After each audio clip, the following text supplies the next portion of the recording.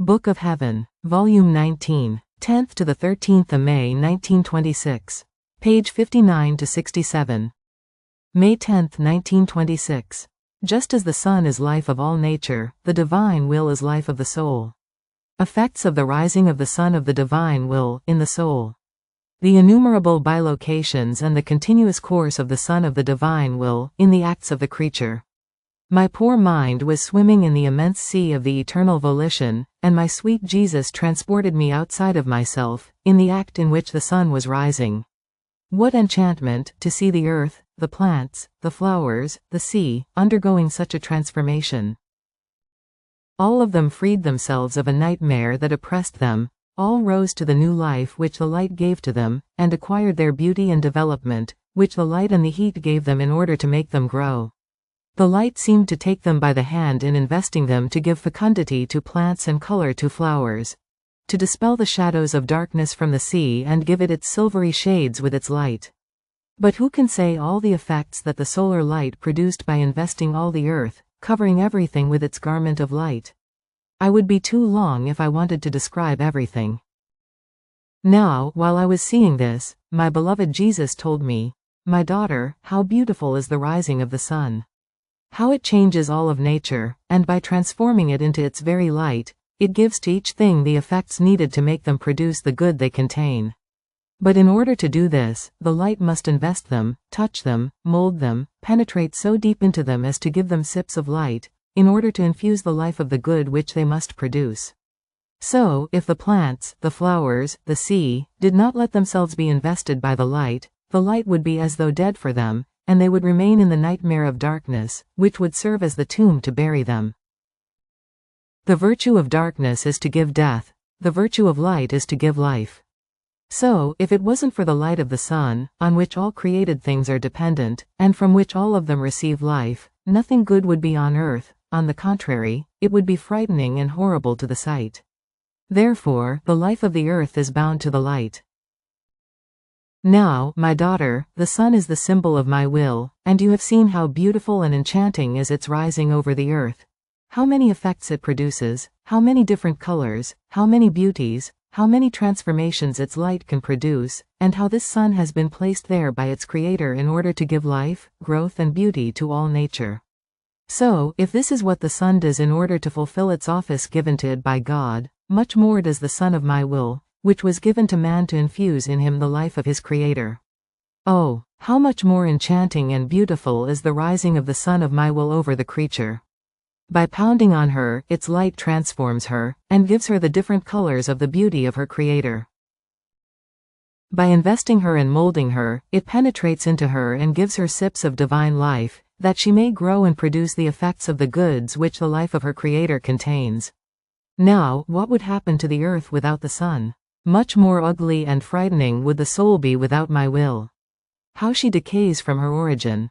How the nightmare of passions and vices, more than darkness, makes her die, and prepares the tomb in which to bury her. But you have seen that the light of the sun can do good insofar as the plants, the flowers and the other things let themselves be touched and invested by the light, remaining with their mouths open in order to receive the sips of life which the sun gives to them. So it is with my will. It can do so much good, it can infuse so much beauty and divine life, for as much as the soul lets herself be touched, invested, molded by the hands of light of my will. If the soul gives herself prey to this light, abandoning herself completely in it, my supreme will perform the greatest prodigy of creation, the divine life in the creature. Oh, if the sun could form with the reflection of its light as many other suns on each plant, in the seas, on the mountains, in the valleys, what more beautiful enchantment, what beauty more radiant, how many more prodigies would there not be in the order of nature? Yet, what the sun does not do, my will does in the soul who lives in it, and who remains with her mouth open, like a little flower, in order to receive the sips of light which my will gives her, to form the life of the divine sun within her. Therefore, be attentive, take, in every instant, these sips of light of my will, that it may accomplish in you the greatest of prodigies, that my will may have its divine life in the creature. After this, I was saying to my highest and only good, my love, I unite my intelligence to yours, so that my thoughts may have life in yours, and diffusing in your will, they may flow over each thought of creature. And rising together before our celestial Father, we will bring him the homages, the subjection, the love of each thought of creature, and we will impetrate that all created intelligences may be reordered and harmonized with their Creator. And the same with the gazes of Jesus, with his words, with his works, with his steps, and even with his heartbeat. I felt all transformed in Jesus, in such a way that I found myself, as though in act, in everything that my Jesus had done, and was doing to restore the glory of the Father, and in the good he had impetrated for creatures. His work was one with mine, one the love, one the will. And my sweet Jesus added, "My daughter, how beautiful is the prayer, the love, the work of the creature in my will. Her acts are filled with the whole of the divine fullness. Their fullness is such that they embrace everything and everyone, even God himself. See, for all eternity your thoughts will be seen in mine, your eyes, your words in mine, your works and steps in mine, your heartbeat palpitating in mine, because one is the will that gives us life, one the love that moves us, that pushes us, and that binds us in an inseparable way. This is why the sun of my will surpasses in an infinite and more surprising way the sun present in the atmosphere. See the great difference. The sun created by God, while pounding on the earth, invests it, it produces admirable and innumerable effects, but it does not depart from its source. It descends down below, it rises up high, it touches the stars, but the fullness of light remains always within its sphere. Otherwise it would not be able to invest everything with its light, always equally. But in spite of all this, the solar light does not penetrate into the heavens to invest the throne of God, to penetrate into God himself and make its light one with the inaccessible light of the Supreme Being. Nor can it invest the angels, the saints, or the celestial Mama. On the other hand, when the sun of my will reigns in the soul with all its fullness, its light penetrates everywhere, into the hearts and into the minds of the creatures who live down on earth. But what surprises is that it rises up high, it invests the whole creation, and brings the kiss of the light of the Supreme Will to the sun, to the stars, to the heavens. The Divine Will, which reigns in the creation, and the Son of the Divine Will, which reigns in the soul meet, they kiss each other, love each other and make each other happy.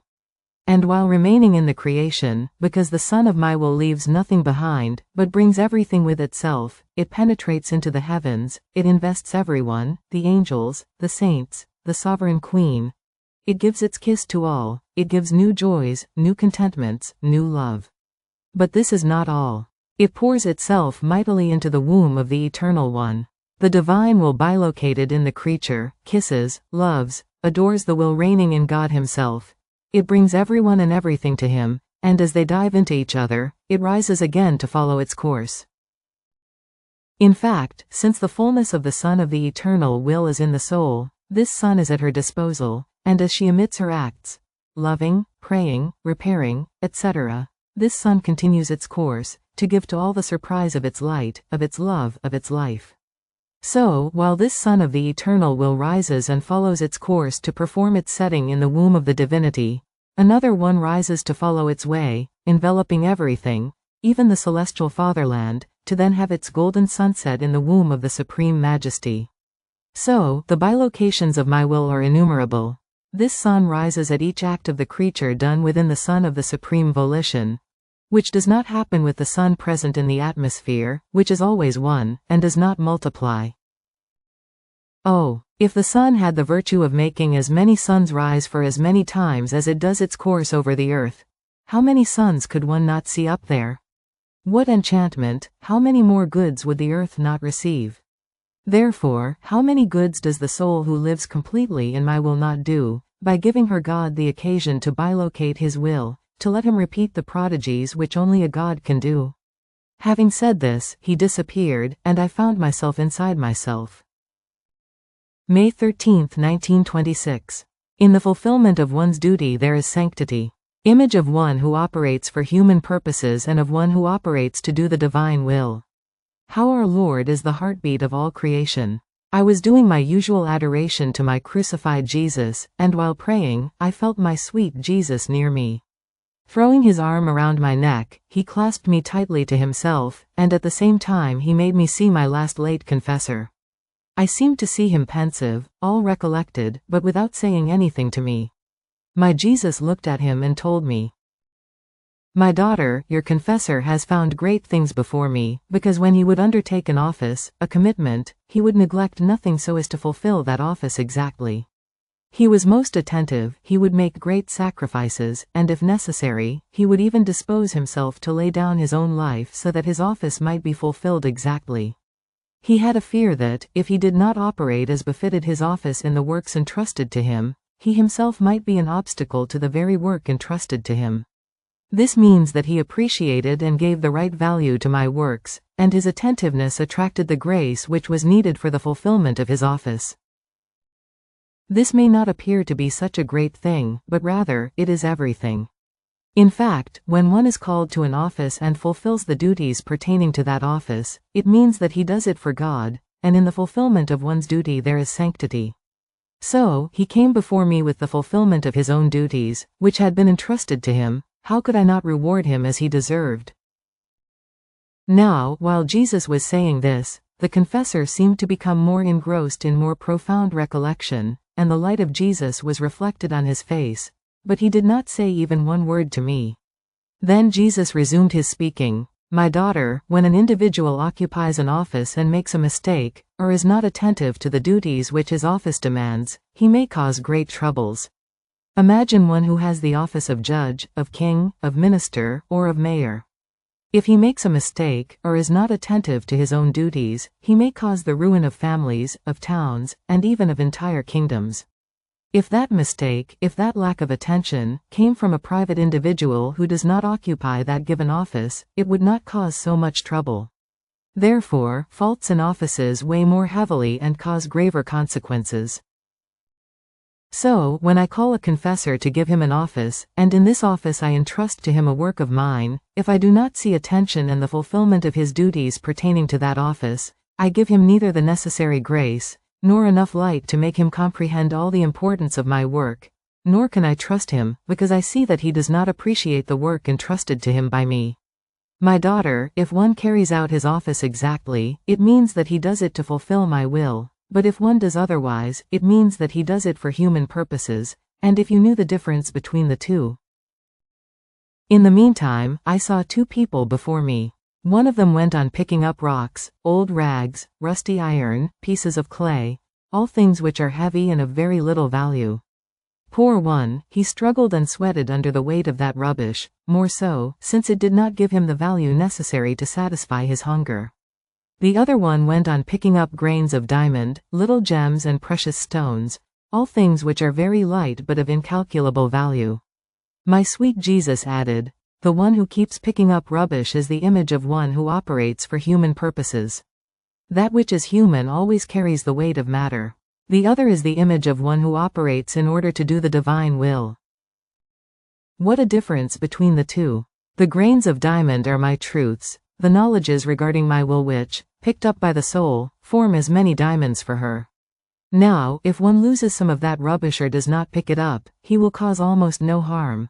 But if one loses or does not pick up one of these tiny grains of diamond, he will cause great harm, because they are of incalculable value and they weigh as much as a god can weigh.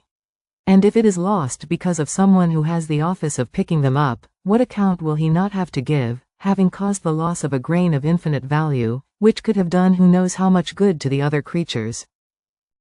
After this, my sweet Jesus placed his heart within me, and made me feel his heartbeat, saying to me, my daughter, I am the heartbeat of all creation.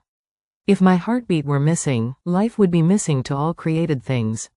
Now, I love so much one who lives in my will, that I do not know how to be without her, and I want her together with me to do whatever I do.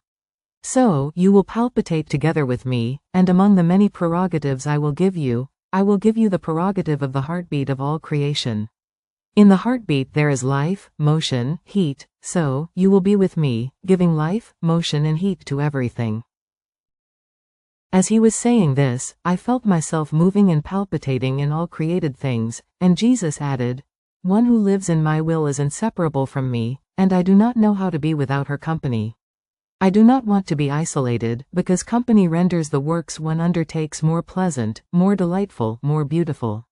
Therefore, your company is necessary to me, in order to break my isolation, in which the other creatures leave me.